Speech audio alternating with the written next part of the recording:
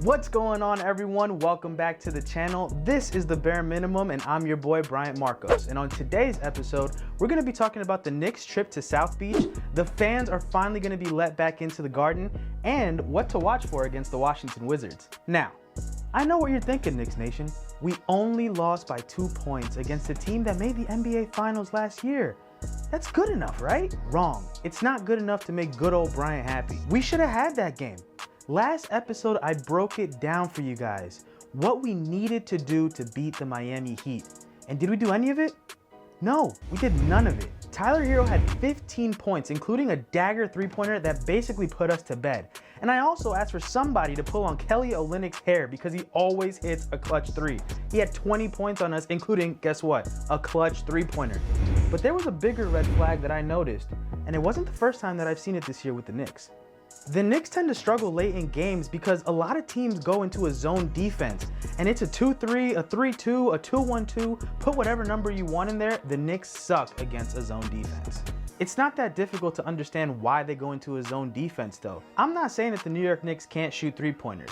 However, we're ranked 22nd in the NBA when it comes to three-point percentage and second to last, only making 9 three-pointers a game. I'm not panicking, you're panicking. These are the games that could come back to haunt us in a surprising hunt for the playoffs this season. The silver lining in all this, to bring it all back full circle, is that we did have a chance to win this game. And as time goes on, those lucky bounces are gonna go our way. Like how Derrick Rose for DSJ was a good bounce for us earlier in the week. Rose made his debut for us coming off the bench against the Miami Heat, and he was swishing and dishing. He had 14 points and 3 assists, including a nice feed to Obi-Wan. But Bryant, aren't you forgetting about somebody else who had a good game for us? No, I know what EP did. Elfrid Payton had 18 points, 4 assists, and 5 rebounds for us at that starting spot. But that's exactly why this is my surprising matchup to watch against the Washington Wizards. That's right, Derrick Rose against Elfrid Payton. Can he do that? They play for the same team. Yeah, I can, because it's my show. I said in the last episode that Derrick Rose was a massive upgrade from Elfrid Payton. But at first glance, you might not think so because the stats are so close together so far this season. Mike Breen said during the broadcast that the one thing that he loves about Elfrid Payton is that he continues to fight. Despite flack from the fans and the media all season about IQ coming to take his starting point guard spot, he's fought. And now Derrick Rose comes into the situation and he continues to fight, and he proved it against the Miami Heat. I love that mentality from Elfrid Payton. And if you're a Knicks fan, you should too, because it shows the mark of a cohesive roster. Something that we haven't had in I don't know how long. However, I do think that this is a fight that Payton's gonna end up losing to Rose. Why? Because he doesn't have that threat factor. If you're an NBA coach, not once have you ever said, Elfrid Payton, how am I gonna stop this guy from tearing up my team on any given night? But you have for Derrick Rose, and the reason is because he's shown that consistency on the offensive side of things throughout his whole career. And we can toss the MVP year out if you want. However, I'm still interested to see how this is going to affect Elfrid Payton. Because remember, competition will always make you better. So if this sparks a run of good games for Elfrid Payton, who's to know what's gonna happen? As for the Wizards, they'll be without All-Star Bradley Beal. They're gonna be resting him for the first time this season. Could this be because they don't want the Knicks to see what Bradley Beal can do amid all these trade rumors that we want him?